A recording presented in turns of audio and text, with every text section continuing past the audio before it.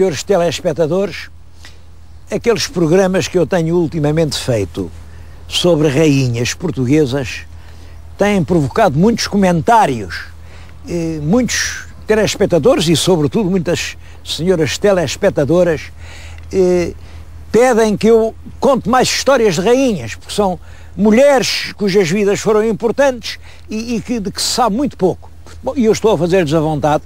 Eu hoje vim a Santarém, aproveitei esse pretexto para vir uma vez mais a Santarém.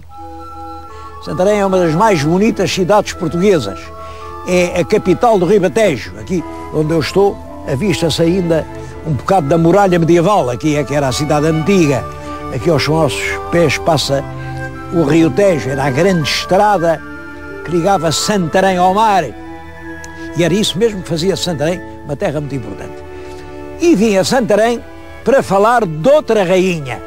Eu desta rainha creio que as telespectadoras que me têm escrito não vão gostar muito. Bom, é a rainha Leonor Teles, uma pessoa muito discutida e é realmente uma personalidade emocionante, sem dúvida que é. Eu vou falar nela com um certo problema de consciência. E digo-lhes qual é o problema de consciência. A rainha Leonor Teles, que vive num tempo de crise e que tem um papel muito importante na política portuguesa, só sabemos dela, assim, escrito, o que nos diz o Fernão Lopes, na primeira parte da crónica de Dom João I. E o Fernão Lopes diz mal, diz muito mal, muito mal. O Fernão Lopes achava que ela era uma peste, uma mulher odiosa, uma mulher com uma vontade forte, mas que não recuava perante os crimes mais atrozes e, portanto, dá-nos um retrato extremamente negativo da rainha Leonor Teles. Bom, eu não digo que esse retrato não seja verdadeiro, nem também digo que é verdadeiro. O que digo é uma coisa, e isso é que é importante. Nunca se pode julgar ninguém sem ouvir ambas as partes. Eu gostava que a Leonor Teles saísse lá das entranhas da terra e pudesse estar agora aqui, conosco, para se justificar. Infelizmente, tenho que lhes falar só do que conheço e tudo quanto se escreveu, como lhes digo, é realmente este livro, é a primeira parte da crónica de Dom João I.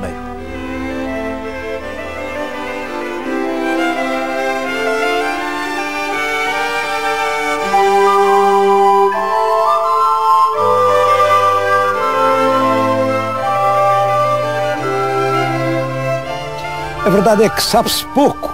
Eu não sei, por exemplo, em que ano é que a Leonor Teles nasceu. Não sei, e é o senhor telespectador que me vai ajudar a marcar uma data. Eu posso lhe dizer o seguinte: no ano de 1372, Leonor Teles era uma mulher lindíssima.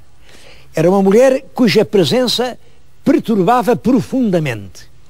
Estava casada, ela já estava casada, tinha casado na Beira com o João Lourenço da Cunha, um homem da alta nobreza, já tinha um filho, mas apesar de tudo, era ainda uma pessoa de uma formosura fascinante, de tal maneira que o rei viu-a e perdeu completamente a cabeça por ela. O rei estava comprometido, ele tinha-se comprometido a casar com uma princesa da Casa de Aragão, tinha já mandado até para lá muito ouro, muito dinheiro, era um compromisso importante, mas ficou de tal maneira estonteado por aquela beleza feminina que resolveu romper tudo e apaixonou-se por Dona Leonor. Só que a Dona Leonor não fez aquilo que normalmente o rei queria que ela fizesse, e que eu não vou dizer o que é, porque os telespectadores calculam o que seria. Disse, não.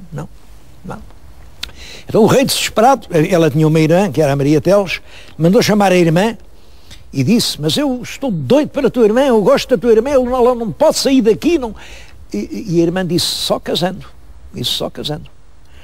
Bom, o rei a casar, mas ele estava comprometido a casar com a Dona Leonor de Aragão, isso era uma coisa de interesse nacional.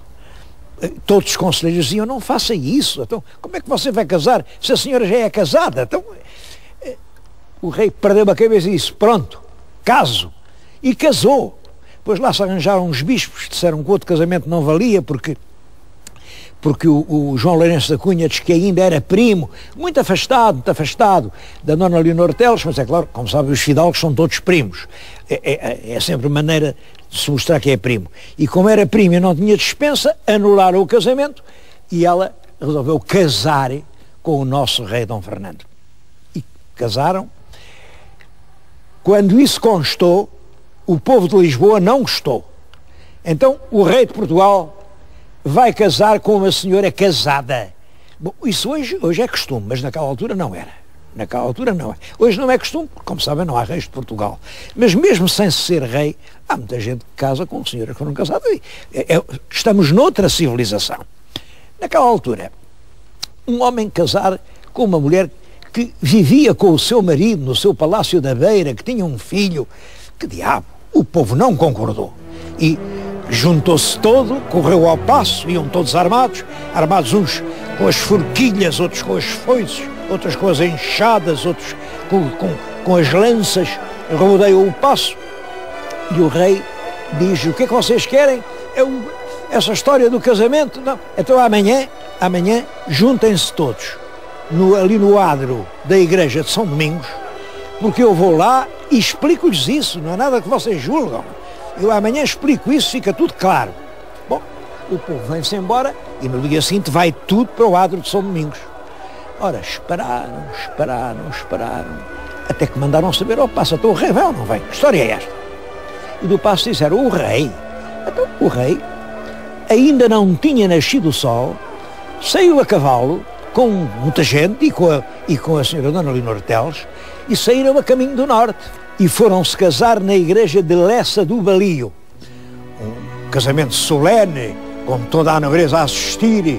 Bom, e depois, o homem que tinha provocado essa manifestação em Lisboa, que era um alfaiate, o alfaiate Fernão Vasques, cortaram-lhe a cabeça. E por todo o país, onde tinha havido manifestações, porque houve manifestações em muitas terras do país, isto está nas crónicas, todos os chefes dos tumultos, tudo aquilo foi degolado e as fortunas confiscadas e as famílias ficaram na miséria. Imaginem como o povo ficou a pensar dessa rainha que tinha enganado o rei, que o tinha feito casar, que tinha mandado matar os seus leais servidores. É assim que entra na história a rainha Leonor Teles. Eu trouxe-os aqui ao sítio que, de certo modo, mais recorda essa rainha. Veem aqui esta espécie de capela. Isto não é uma capela, era um coro. Tudo isto era para servir de uma espécie de dossel. E era ali debaixo que el rei Dom Fernando esperava ter o seu túmulo e Leonor Teles muitas vezes olhou para aqueles arcos e pensou que era ali que ela ia também descansar para a eternidade. Se o senhor telespectador reparar bem, ali daquela ponta está um escudo de armas, é um escudo liso, é o escudo da família Menezes. Ela era Leonor Teles de Menezes. Os Menezes eram tão fidalgos, que o escudo era completamente liso, era ouro puro. E diziam eles, a gente não precisa ter aqui nada para se distinguir. Quem tem que se distinguir de nós são os outros. Isto mostra o que era o orgulho e a soberba daquela família, que realmente deu ao nosso país muitíssimas grandes figuras, muitas. Mas ela olhava para aqui e esperava aqui debaixo deste grande dossel de pedra ter o seu túmulo para todo o sempre.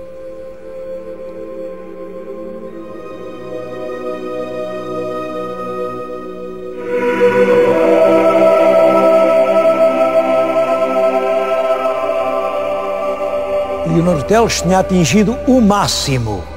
Era rainha de Portugal. Agora já podia assinar rainha. O que estão a ver é a própria assinatura da rainha. Aliás, é a primeira rainha portuguesa que assinava pelo seu punho. Creio que as outras não sabiam escrever. Simplesmente, ela tinha uma preocupação, é que o rei era uma fraca figura. Era fracote, tossia, via-se que aquele homem não ia durar muito tempo, não ia. Bom, mas tinha um irmão, que era o infante Dom João, filho de Inês de Castro, um rapagão atlético, magnífico, o povo gostava imenso dele, era um grande caçador, toda a gente gostava do infante Dom João, que valia mais aquele homem do que 10 Dom Fernandes. Bom, e o infante Dom João tinha casado, imaginem, com a irmã da própria Leonor Teles, com a Maria Teles. Portanto, a Leonor Teles tinha esta preocupação. O meu marido, coitadito, morre, não tarda nada, não pode uma gata pelo rabo, este homem vai morrer. Quem lhe vai suceder é o irmão, é o Dom João, e eu ainda venho a ser dama de companhia da minha irmã. A rainha vai ser ela, vai ser a Maria. Bom, então inventou uma história tenebrosa. Isto é sempre o que diz o Fernão Lopes. Chamou o Dom João e disse: Dom João, já sei que casaste com a minha irmã. Pois casei. Foi pena. Mas foi pena porquê? Olha, é porque eu tinha pensado casar-te com a minha filha. Como sabes, a minha filha vai ser a futura rainha de Portugal. E, portanto, tu, se estiveres casado com ela, és o marido da rainha, és o rei de Portugal. Bom, mas agora já não pode ser, tu casaste com a minha irmã. Pronto. Só, então não pode ser, mas não, só se estivesses viúvo. Se estivesses viúvo já podia ser. Bom, isto é sempre o Fernão Lopes a contar. A Leonor Teles a falar-lhe nisso, e um irmão da Leonor Teles a tirar um punhal da bainha e a afiá-lo. Claro, o Dom João, sim, ainda por cima vem outro e diz: casaste e sabes que ela está lá em Coimbra, tu estás aqui em Lisboa, tu nem imaginas o que ela faz por lá quando tu lá não estás. Foi uma pena, não é uma pena, mas acontece, pronto, aconteceu. És um marido infeliz. Bom, o Dom João monta a cavalo, vai num galope quase de Lisboa a Coimbra, chega lá, em menos de 24 horas, o que nessa altura era formidável, entra na casa da mulher e, à punhalada, tira-lhe a vida. Bom, e depois vem ter com a rainha e diz-lhe: já sou viúvo, agora já sou viúvo. E a rainha diz-lhe: o quê? Tu mataste a minha irmã, és um assassino. E põe toda a gente para prender o assassino. O rapaz, coitado, teve que fugir, foi para Castela, e assim se livrou ela daquele pretendente ao trono. Quando o Dom Fernando morreu, o infante Dom João não estava cá, estava em Castela, e o rei de Castela, claro, mandou-o logo prender. Devo dizer, eu não vi, eu não estava lá, estou a contar-lhes o que Fernão Lopes me contou.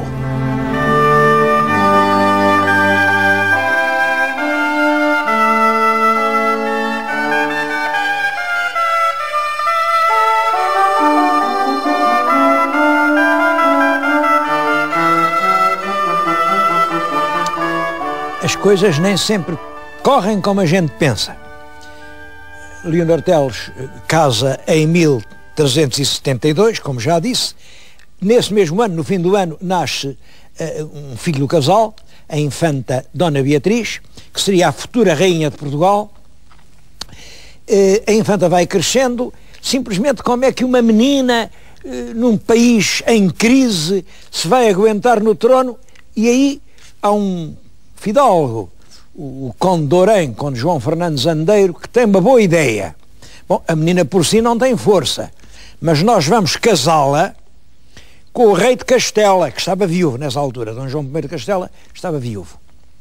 E ainda era um homem válido, tinha 40 anos. Casa-se a menina com o rei e o rei defende-lhe o trono se alguém lhe o disputar. E assim se faz. Esse acordo fez-se em 1383, tinha a menina 11 anos, o rei, que estava tuberculoso, morreu pouco depois. Realmente o rei conseguiu, morreu e foi enterrado ali, debaixo daquele grande monumento que eu lhe mostrei há bocadinho.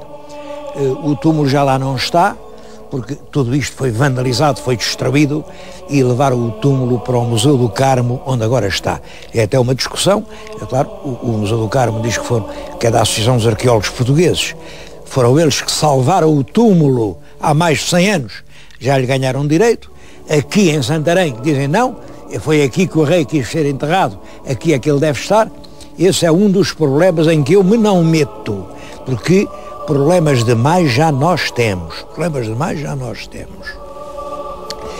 Bem, mas a menina deve ser a rainha quando o pai morre, pois só tinha uma filha, filha única, rei morto, rei posto. Aquela menina é que deve ser a rainha. Mas o povo não concordou. Então como é que vai ser rainha de Portugal uma menina que está casada com el rei de Castela? É certo que no tratado que se fez nessa altura dizia, bom, o rei não manda em Portugal enquanto a menina não tiver filhos, a regente é a rainha Leonor Teles, até que a menina tenha um filho e seja varão, se fossem meninas não contava, varão. Esse menino tem que crescer até aos 14 anos, tem que ser criado em Portugal, tem que falar português, tem que ser um perfeito português, e então só nessa altura é que a rainha Leonor Teles larga o seu governo e o entrega ao legítimo rei de Portugal, que vai ser o filho daquela menina. Isto era o que a rainha pensava. A rainha Leonor Teles pensava. Só que, quando mandou aclamar a rainha Dona Beatriz, houve por todo o país um tumulto medonho. Qual Dona Beatriz, qual de história? Então, agora vamos ter uma rainha casada com um rei que não é português? Não, Deus nos livre. E há uma revolta enorme, enorme. É por essa altura, vem a Lisboa o mestre Davis, veio a ser Dom João I. Nessa altura, era um filho bastardo do rei Dom Pedro e, portanto, era irmão do falecido rei Dom Fernando. Embora um irmão, enfim, meio irmão, porque, claro, era bastardo, não tinha sido reconhecido como príncipe. O mestre Davis vai ao Paço e mata o conde João Fernandes Andeiro, o conde de Orém. Eu já lhes contei essa história. Diz o Fernão Lopes, matou-o por ser amante, o Andeiro ser amante da rainha. Isso não se percebe lá muito bem. Portanto, o rei já estava morto, agora é que ia matar o amante. Porquê é que não matou quando o rei estava vivo? Se o problema, assim, do irmão ser enganado o impressionava tanto, parece que era em vida que devia matar o amante. Não, esperou que o rei morresse, que se enterrasse, passaram 30 dias, e depois veio a Lisboa e matou. Matou o povo que não gostava dele, o povo que odiava aquela rainha, desde a morte cruel do Fernão Vascos e de todos os sublevados. O povo adorou aquele homem que matou o Andeiro como um verdadeiro herói. Pegavam-lhe na rédea da besta, diz o Fernão Lopes, e diziam, peguemos neste homem e alcemo-lo por rei. Toda a Lisboa se levanta e a rainha Leonor Teles, que esperava ser a regente tranquila de um reino a progredir, é obrigada a fugir de Lisboa. Foge, vai-se guardar em Alenquer. Alenquer era uma vila dela e tinha uma fortaleza. Vai-se esconder em Alenquer e diz que ao sair de Lisboa olhava ao longe, via-se a cidade e ela dizia, maldita Lisboa, maus fogos te comam. Quer dizer, desejava um incêndio de Lisboa. Eu também não acredito que isso seja verdade. Isto é o que diz o Fernão Lopes. A rainha sempre pensou poder regressar a Lisboa como rainha. Mas não regressou. Não regressou porquê? Vou-lhes contar essa história.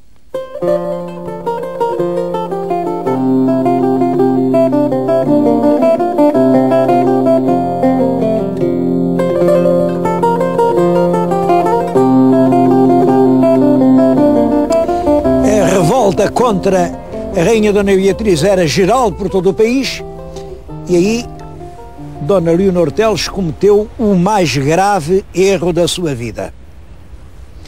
Ela viu que a filha não se conseguia aguentar e ela escreveu ao rei de Castela dizendo-lhe, olhe, venha você defender os direitos da sua mulher ao trono português, que eu já não tenho mão nisto.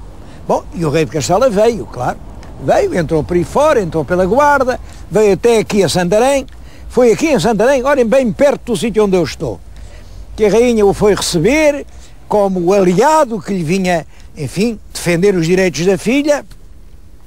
É claro que o rei de Castela não confiava muito na sogra, na Dona Leonor Teles. Primeiro porque a Dona Leonor Teles era uma mulher muito engenhosa, ela não era uma pessoa franca e aberta. E depois por isto, então como é que era um país? Agora já tinha 3 reis, então era a Dona Beatriz, era a Dona Leonor e ainda era mais o Dom João, era muita gente a mandar. E o rei de Castela, aqui em Santarém, obrigou a rainha Dona Leonor a entregar-lhe os direitos de regente. Chamava-se isso o regimento. O regimento é o direito de reger. Pois bem, o rei de Castela, Dom João, obriga a rainha Leonor Teles a entregar-lhe a ele o regimento de Portugal. A rainha é forçada, entrega realmente a regência, mas na noite seguinte ela vê que tem o palácio onde dorme rodeado de tropas. Ela está prisioneira, está simplesmente prisioneira. E começa ela a pensar, como é que eu me vou livrar disto? Estou prisioneira aqui, não podia dar um passo. Arranjou uma forma que lhe pareceu muito esperta. Foi levar o rei de Castela, com ela até Coimbra, porque quem lá estava era um irmão da rainha Leonor Teles, o conde Dom Gonçalo.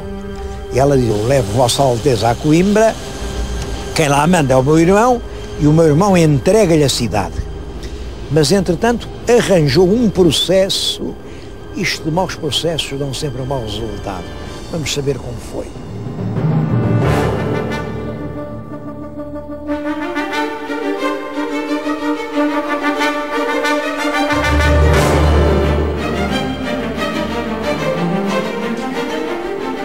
O processo era o seguinte: com o rei de Castela havia muitos nobres.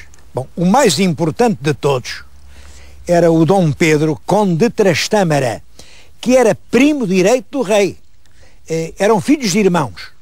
O rei de Castela era filho do Henrique de Trastâmara e o Dom Pedro era filho do irmão do Henrique, o Dom Fradique. Eram filhos de irmãos. Ora bem, a ideia era esta. A Leonor Teles fazia o conde Dom Pedro de Trastâmara apaixonar-se por ela, os dois fugiam para Coimbra, mas primeiro o Dom Pedro assassinava o primo, matava-o, naquele rebuliço fugiam para Coimbra, o conde Dom Gonçalo, que era irmão da Leonor Teles, recebia-os em Coimbra, eles em Coimbra casavam e depois tínhamos Dom Pedro e Dona Leonor, reis de Portugal. E depois o resto havia de se ver. Bom, e tudo isto dava resultado, estava tudo muito bem. É claro, é preciso combinar isto com os que estão lá em Coimbra e aparece ali um frade, metem um frade de São Domingos, que andava para cá e para lá, e era ele que levava os recadinhos e tal, e combinou a conspiração muito bem combinadinha, mas o frade tinha bom coração. Nisto de conspirações não se devem ter pessoas de bom coração, hein? Cuidado. Tinha bom coração e vivia ali um judeu que tinha uma ninhada de filhos. E o frade pensou nessa convulsão que vai haver, matar o rei, correr para Coimbra, isso vai haver aqui uma rastolhada dos diabos, e nessas coisas quem paga sempre são os judeus. Já era assim. Quem é os maus? São os judeus. E matam os judeus todos. E, portanto, o frade disse ao judeu: olha, na noite de tanto estol, às tantas horas, eu queria que tu não estivesses aqui. Pegas na família e vais para outro sítio. Mas porquê? Não te digo que não se pode dizer mais nada, faz isso. Mas o judeu, que também era esperto, não pode dizer mais nada, até eu tenho dito tanta coisa, e apertou, até que o fardinho disse em grande: não digas a ninguém. Mas o que vai acontecer é que nessa noite, o conde Dom Pedro, com a Dona Leonor Teles, vão para Coimbra e, portanto, há de haver um grande rebuliço e não digas a ninguém. Claro, o judeu foi logo ter com o rei e disse, olha, na noite de tanto estalo vai-se passar isto assim assim. O rei fingiu que não sabia de nada, mas nessa noite mandou reforçar com grandes tropas a guarda à casa onde estava. O conde Dom Pedro, quando viu a guarda posta, percebeu, está tudo descoberto, e fugiu para Coimbra, mas sem levar a Leonor Teles. Fugiu sozinho, lá em Coimbra nem o receberam, ele teve que dormir em Santa Cruz, que ficava fora do castelo, mas depois fugiu para o Porto, e o rei mandou chamar o tal frade, mandou chamar o tal judeu, mandou chamar uma mulher, Maria Pérez, que também tinha estado metida nisso, meteu-os a tormento e confessaram tudo. Bom, então o rei esperou pela manhã, mandou chamar a rainha Leonor Teles, mandou-lhe ler o que as testemunhas tinham dito, e diz, então, querias-me matar. Eu devia matar-te a ti, porque isto merece a pena de morte. Mas eu não faço isso. Eu não vou matar a mãe da minha própria esposa. Não o faço. Mas vou meter-te num convento onde já estiveram outras rainhas. Um convento onde nada te vai faltar. Tens tudo lá, mas nunca mais vais sair desse convento. Fernão Lopes conta a resposta altiva que Leonor Teles lhe deu. Meter-me num convento a mim? Isso fazei vós a uma irmã se a tiverdes. Mas é claro, o rei meteu-a no meio de uma escolta de cavalaria e foi desde Coimbra a Tordesilhas, e a rainha viveu fechada nas grades de um convento já há pouco tempo. Isto aconteceu em 1383 e Leonor Teles morreu de desespero, ainda na força da vida, em 1386. Acabou ignorada, esquecida, e entretanto, em Portugal, a Revolução triunfava e começava uma nova dinastia, a dinastia del Rei Dom João I. Repito, eu estou-lhes a dizer o que nos disse Fernão Lopes. Fernão Lopes estava do lado da Revolução, portanto, estava contra a rainha. E nunca ninguém julgue ninguém sem primeiro ter ouvido. Essa é uma das regras da civilização que nós vivemos e que já tem mais de 2000 anos.